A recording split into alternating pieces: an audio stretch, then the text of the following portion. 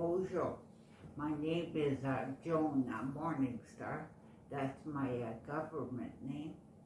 And my the spirit name is Joan MORNINGSTAR, the South Cloud woman. And I live at Mississaugi First Nation. It's about 5 miles west of Blind River, Ontario. We're pretty well located between Sault Ste. Marie and Sudbury, in between, about the middle. In the early 80s, Chemical, back then their name El Dorado, moved here, and they put up a plant. While they're building it, they brought in a bunch of men, steel workers and everything to build the plant. So there was trailers used as buck houses. I was hired to work there. So I worked there, and it was good to work there. Then I got laid off, and there was no reason why they laid me off, because nothing changed. So I was laid off for 2 weeks, and I wasn't given no reason. So when they called me back, I noticed some people were different. They were not really making eye contact with me and not really talking to me. And I had a friend there, and I asked her, I said, what happened? I said, it seems different here. She goes, oh, nothing, and she walked away quick. So I went back to work that day. I sat down. I was cleaning the last room, and I heard music. So I thought I left a radio on in one of the rooms. There was 10 rooms per trailer. So I checked the rooms, there was no radio on. So I went back to the room, I sat down on the chair and I listened. And I could hear the music. It was faint at first, but after a while it got louder. I could hear the drums. Then I heard men, women, and children wailing, crying, and a lot of sorrow. And at that moment, that's when I got choked up. I pretty near started crying because it was so sorrowful. So after that was over, that evening after work, I went to talk with my mother-in-law.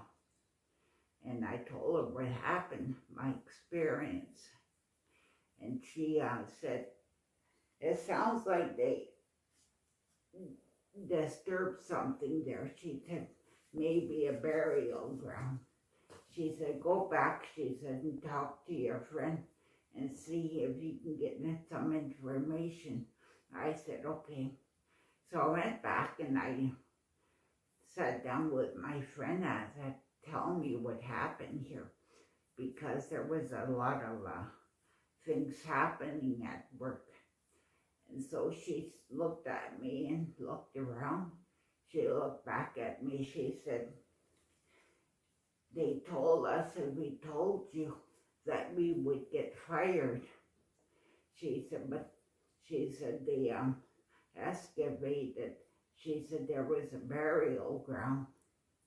She said they had helicopters here and lights hooked up 24/7. She said they took everything out. She said archaeologists and everything was there. So with that, she got up and left, and I went back that evening and I told my mother-in-law, yeah, they did dig up a burial ground. So she told me to make an offering and go there and make that offering with food and tobacco and that. I said, okay. So that weekend, me and my husband, then we went by a canoe. We parked along the bank. We had to climb up on the bank because we snuck on the land. chemical. And so we got to the tree line and we walked in, and that's when we could see all the indentations where they did the rectangle squares and everything on the ground. So I went there to a few of them. I talked with them. I thanked them for reaching out to me. And once I could hear the drums and the singing and everything again. I sat down, I started crying. And then we put our offerings all down, we left. I went back and talked to my mother-in-law. And she told me they reached out to you. She said, try to bring our people back home. So that's been, since about 1982 that I started this. And now it's 2021.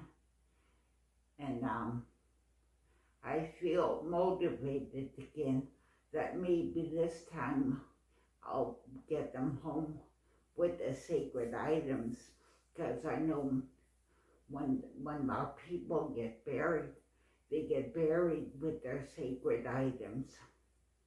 I don't want them hanging up no more in the museum or nothing.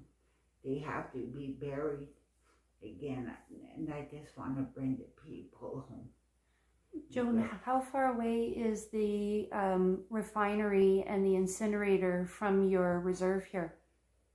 Well, if you go, there's 1.6 kilometers, but there's people on the other side of the highway that live closer, but you don't see none of that information in chemicals reports, because they always say refer to Blind River being the furthest community.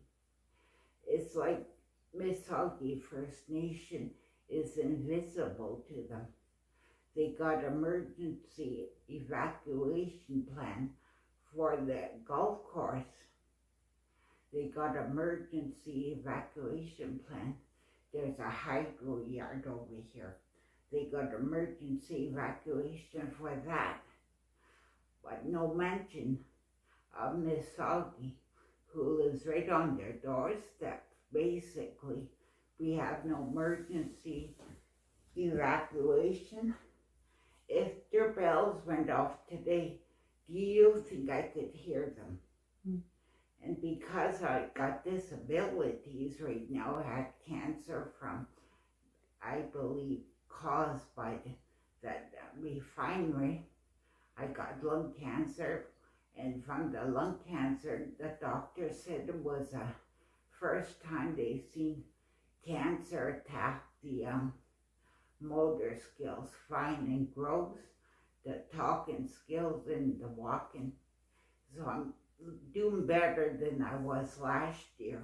Do you think that's because you're so close to the refinery, or do you think it might have something to do with the incinerator that they put in as well?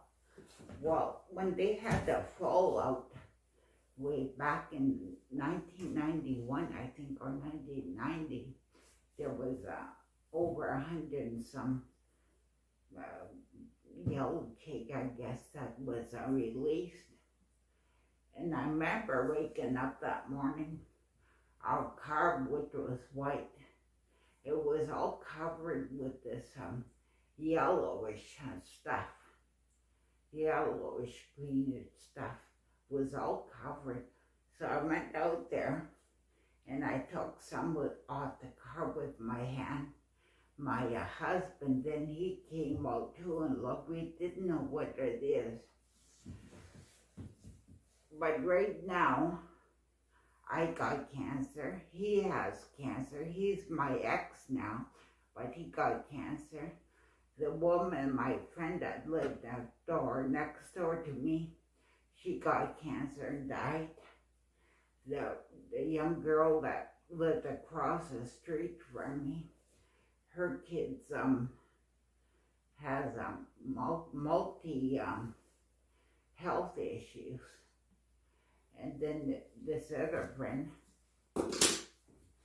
down Wow. at the street, her daughter got breast cancer. The guy that worked at Chemical, not far from there, from where I live, he died of cancer. It's all over the community, eh? It's people been dying about every 3 months with cancer from here and from Blind River. I just heard another guy from Blind River. Wow, Joan, thank you very much.